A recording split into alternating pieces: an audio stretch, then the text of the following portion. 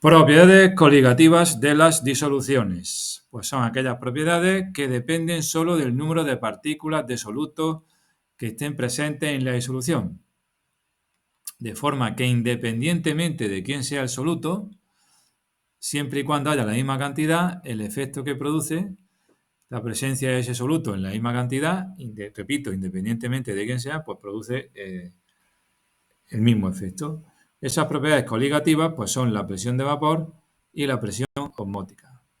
Empezamos con la presión de vapor, que es la presión de vapor de un líquido, o se llama, mejor dicho, presión de vapor del líquido a la presión que ejercen las moléculas de vapor en presencia del líquido con el que están en equilibrio dentro de un recipiente cerrado en el que no se escapa nada, ¿no? Esta presión de vapor depende de la temperatura. A más temperatura, a medida que va aumentando la temperatura, la presión de vapor va aumentando. ¿A qué se debe esto? Pues que a medida que aumenta la temperatura, la energía cinética de las moléculas va a aumentar, por lo tanto habrá un número mayor de moléculas con suficiente energía para escapar de la fase líquida y pasar a la fase de vapor, por lo tanto aumenta la presión que ejerce ese vapor, ¿vale? La presión de vapor aumenta con la temperatura. Y es presión de vapor de un líquido, en este caso sería presión de vapor del agua, porque el ejemplo de líquido es agua. Ley de Raoult. Esta ley, dice que la disminución relativa de la presión de vapor delta de P de un líquido volátil de presión de vapor P super 0, al disolver en él un soluto no volátil que no produzca iones, es directamente proporcional a la fracción molar del soluto. Disminución de presión igual a una presión de referencia por la fracción molar del soluto. Y que ese soluto no produzca iones. ¿Vale? Para que se cumpla esta ley de Raoult. Esto con números pues lo iremos trabajando en clase.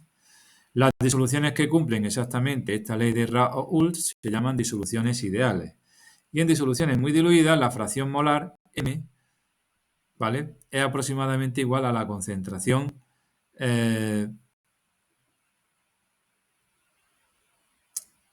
molar. Por lo tanto, podemos sustituir en la fórmula de antes la fracción molar por la molaridad o concentración molar. Recordar que la fracción molar es el número de moles soluto entre el número total de moles. Si es muy diluida, lo que va a ocurrir es que el número de arriba es muy pequeño en comparación con el de abajo. Por lo tanto, la fracción molar será muy cercana a 0. 0,00 lo que sea, por poner un número, digamos. Y lo mismo, la molalidad, en caso de que la calculáramos por una disolución muy diluida, arriba van los moles de soluto, que serían muy poquitos, y abajo la masa de disolvente, que sería prácticamente toda la masa de disolución. Por lo tanto, número de arriba muy pequeño, número de abajo muy grande, pues de nuevo nos saldría un resultado muy pequeño. Pues por eso decimos que en esas disoluciones muy diluidas la fracción molar la podemos aproximar por la molalidad. Ley de Raoult. Disminución de presión igual a la presión, disminución de presión de vapor igual a la presión de vapor de referencia por esa fracción molar, que repito, esto con ejercicios lo vamos a ver más claro. Ascenso del punto de ebullición. Dice, si un disolvente líquido contiene un soluto disuelto, como disminuye la presión de vapor, ¿vale?, lo hemos visto aquí con la ley de Raoult, necesitará una mayor temperatura para hervir. Entonces se produce lo que se llama un ascenso ebulloscópico, que viene dado por esta ecuación. El aumento ebulloscópico en la temperatura de ebullición es igual a una constante ebulloscópica del disolvente que sea, por la molalidad. En este caso la M es la molalidad. De nuevo lo veremos esto a través de ejercicios. Esto un ejemplo práctico. El agua pura ebulle a 100 grados Celsius y la presión de una atmósfera. Pues bien, si mezclamos agua con sal, ¿vale?, disolvente líquido que contiene un soluto disuelto, la presión de vapor disminuye de acuerdo a la ley de Raoult. En este caso no nos serviría la sal, puesto que sí forma iones este soluto, entonces habría que buscarlo con otro.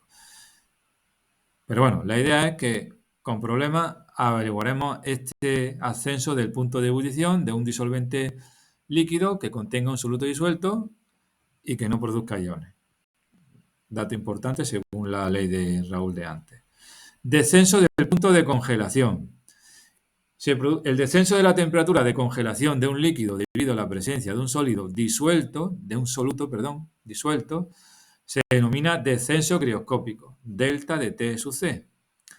¿Vale? Y es igual a una constante de proporcionalidad, la constante crioscópica K sub C, por la molaridad del disolvente. ¿De acuerdo?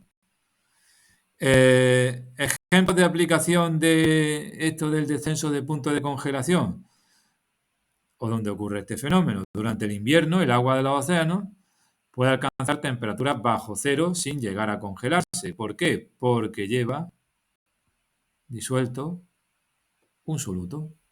Y como consecuencia de disolver un soluto en un líquido tipo agua, el agua del mar, ¿no?, la temperatura de congelación disminuye. Disminuye significa que en lugar de congelarse a 0 grados, que sería en el agua pura, pues se congela a lo mejor a menos 4, menos 5, menos 6, con lo cual, haciendo más frío, permanece sin congelarse.